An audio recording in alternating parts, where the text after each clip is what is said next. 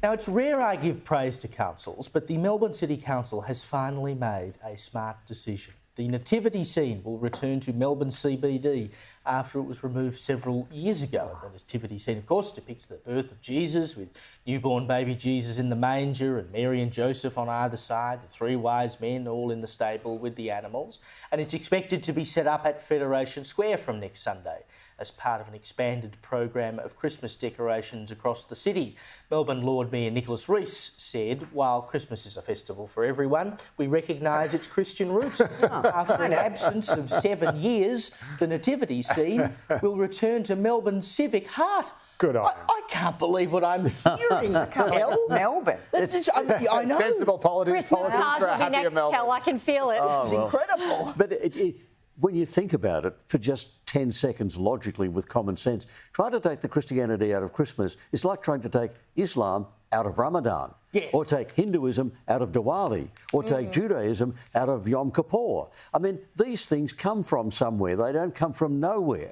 So the 25th of December, it's the official birthday of Jesus because we don't know the Bible doesn't tell us the actual birth date. So it's a bit like King Charles. We celebrate a birthday in June, but he was born in November. There's an official birthday for Jesus. That's what we're celebrating. Unto you a child is born, unto you a son is given. It's a wonderful story. Everything else is just tinsel. People might as well have the meat and potatoes of Christmas, otherwise the tinsel's pretty hollow. And for them not to recognise that is so silly. And you know what's always annoyed me about this war on Christmas, Joe, is that I don't think there is actually, maybe there might be 10 people in the entire country who are genuinely offended by Christmas. It's just people on the left who take offence on behalf of we can't offend, migrants or whatever. They couldn't give a toss. That is always the way. People who say, what about, Hinduism, Muslims? It's never the actual religious groups who are complaining because they respect religious traditions more than anybody because theirs is so valuable to them. That's right. It is the child swimming with the cats. No children to keep them busy. But I'm all for it. If people don't want to have, if they don't want to celebrate Christmas, they don't want to put, literally Christ's Mass. If they don't want to, if they don't want to acknowledge the traditional Christian element to it, that's absolutely fine. But you don't get the days off. Yep. Yeah. You've got to go to work. What you don't also get go to work. is the award rate of pay for a public holiday. No, that's right, yeah. If you don't believe in Christmas, I'm sure there's plenty of restaurants and pubs and other venues that open on that day that would be more than happy to take your labour at a standard rate because you clearly don't believe or support. That's right. Jesus died for your penalty rates. They're still doing it in schools, by the way. Schools used to do, years ago, go back a couple of decades, did a nativity play. And the kids from every ethnic group, regardless of what their religions were, took part because they all wanted to be in the nativity play. Oh, yeah. Kind of being an Australian, like what we're talking about. If you go to Bethlehem, it's actually part of the Palestinian area that's run.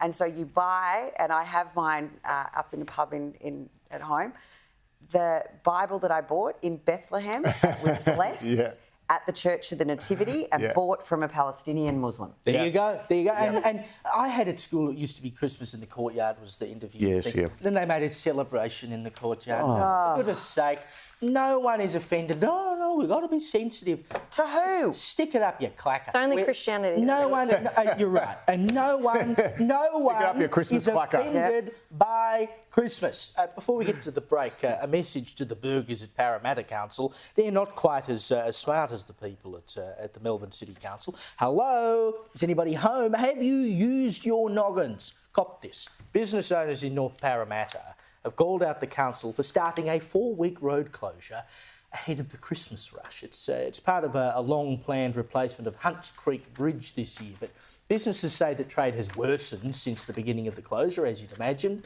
to northbound traffic on North Rocks Road last week.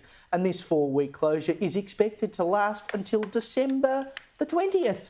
One business owner said the council only gave businesses 5 days' notice. Other businesses are seeking compensation now for the loss of customers. OK, you're the people at the council who work this stuff out. When are we going to do the roadworks? And you go, it's a shopping centre. Why don't we do it at Christmas time? Do these people not have brains? That's a very decent question to ask, actually. But look, I think anything that the local government touches is never usually better off for it in the end. And they're just doing what they do best. They're being on brand. Common sense is not so common in the council. It's supposed to finish on the 20th of December. When has the council ever finished anything on I know, time? exactly. And so not only will they not finishing on the 20th of December, you'll then run into Christmas and Boxing Day Maybe and New all those Year's. union-mandated holidays in between the new year. And so December 20 will become January 20 and the kids have all gone back to school. I mean, it's just ludicrous. I was at an event at Rose Hill for sort of Western Sydney business and organisations and blah, blah, blah. And bumped into a mate of mine who just started working doing PR for Paramedic. Oh, good. Give him a call. City Council. That's going well. He was looking a bit stressed. So you can text him tonight and say you've got a good rap on Sky tonight. I could see why. It's just Good to give him a pay the grade. problem is they do it with our money. Kel. Of course they do. And I can imagine the conversation where they'd sit around and say, well, there's a price to be paid for progress. As long as we don't pay it, we don't care. Yeah, exactly. And they employ a junior clerk to sit at a desk to take all the complaining phone calls. End of problem. Yeah, and by the way, they're obviously still charging the rates to these businesses or to the owners of the properties in which these businesses are operating. And then, can we pay our rent because we haven't got any customers? The council doesn't give you any leniency in these matters. Just think before you do things. I know, it's a strange idea.